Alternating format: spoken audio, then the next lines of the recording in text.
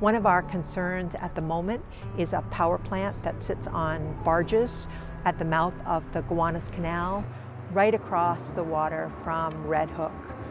This is an old plant, the Gowanus peaker plant, which supplies electricity during times of peak demand.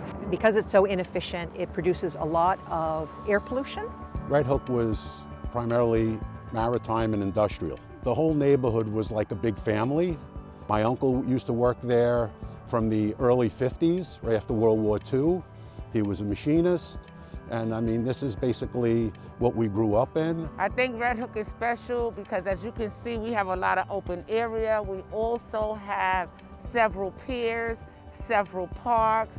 It's easy for the children to play outdoors. I also currently like it a whole lot because we have so much space during COVID. We can actually come out and have some form of socialization. So I'm really appreciating the land that we have here. It's quirky, it's also contentious, it's got a strong character. It's had that kind of feisty, independent character for centuries. It's just a really fascinating place.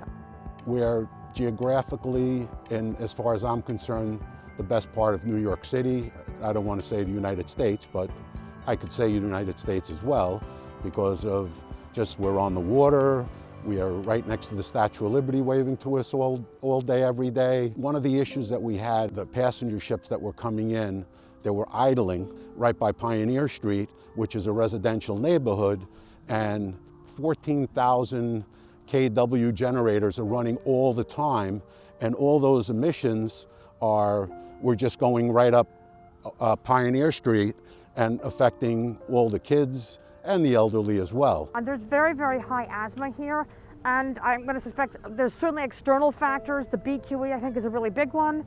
I was in a meeting yesterday where two of the women spoke about their asthma and how they're they pump more often due to the construction and all the pollutants that are currently in the air. They say they've made a few trips to the ER. We also now have the threat of all these last mile warehouses coming into the neighborhood, which are not good for the neighborhood because of traffic, because of vibration on our houses and our streets, because of all the pollution that they're going to be bringing in as well. So we in New York City live now in a thin bath of methane all the time that's leaking from these pipes.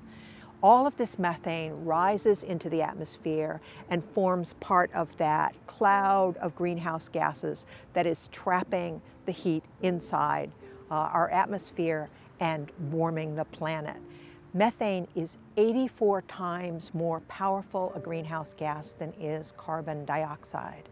So not only would repowering this plant worsen air pollution in Red Hook, but it would also accelerate the kinds of vulnerability Red Hook has to sea level rise, to the deluges of more severe storms and the floodings that come with them, and to the heat waves. Heavy rain events, the stuff comes flooding down from Park Slope and those high hills here, and we are also at the bottom of the sewer shed. So sewage comes up in here. So for example, during Hurricane Sandy, in this community, it was not just seawater coming in. It was seawater, it was water gurgling up like geysers from our storm drains. It was sewage coming up with that. It was sewage backing up into people's homes.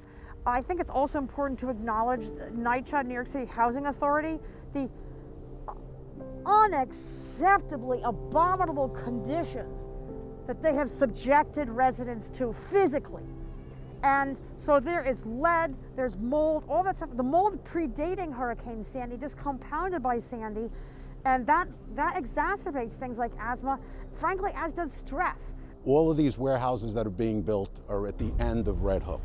So you have to drive through the neighborhood in order to get to them. So now we're going to have our parks that are going to be all brand new, and we're going to have all of these trucks running in between them. You know, we definitely have to come up with a different solution. They removed the trees this summer along the pathways that we have to walk, and a lot of people was getting sunburned and skin burn And the people who had eczema were saying that they really suffered this year because the trees are missing and there's lack of shade at this particular point. I did city council testimony saying it was basically economic injustice. There was an economic justice, a different E than environmental justice, that meant a community like this, when it hit the skids and our maritime infrastructure degraded, the DEC came in and said when it's 50% gone, you can't have it back. Why? Because we're not wealthy enough? First and foremost, what's needed to solve it is competency and definitely investments and money into making the air cleaner and moving forward into the future, as opposed to doing things that has already harmed us here. Fortunately, there are a lot of people working on this. There is this great coalition of groups called the Peak Coalition, which look at all the peaker plants in New York City and collect really, really good data on them. So we in the neighborhoods can figure out what's going on with our local peaker plant. And then 350 Brooklyn, along with New York Communities for Change and a local food and water action or organizing.